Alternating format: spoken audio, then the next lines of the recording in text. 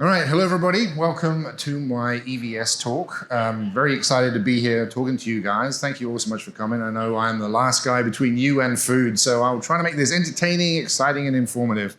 As noted, I am with NXP. I've been with NXP for 2 years now, working on the i.MX line of applications processors, which are low power, low cost devices that enable full system solutions for a huge range of markets, a slew.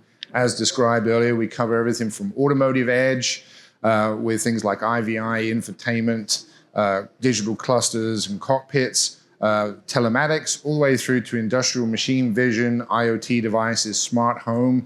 NXP technology is all around you. It's probably in the microphones an EV equipment we're using today. You probably walked in using it. If you've ever done tap to pay, say thank you to NXP for inventing NFC, bringing that to market. It's in the whole bunch of different things, but the reason why I tell you this is not to swagger and puff out my chest, but to talk about the depth of knowledge, the 26,000 customers inside of NXP's customer ecosystem that we talk to understand what are the requirements, what are the workloads, what are the challenges and problems to solve, and why does Edge AI need to become more efficient. So we're going to talk today about becoming more efficient. What does efficiency mean?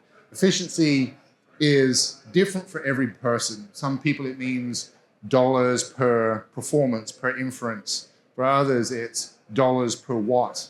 Others still it's performance per watt.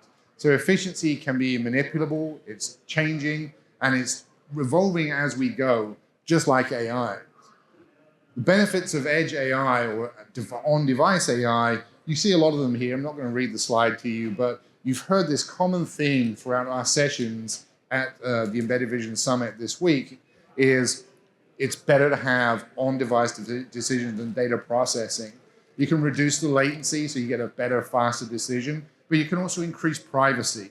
Things like you don't have to send full video recordings, audio recordings, dictations, etc. back to the cloud where once it's in the cloud, who knows what copies there are, where it's gone, what it's being used for. You can send the result of the decision or even just the type of the decision for further analysis.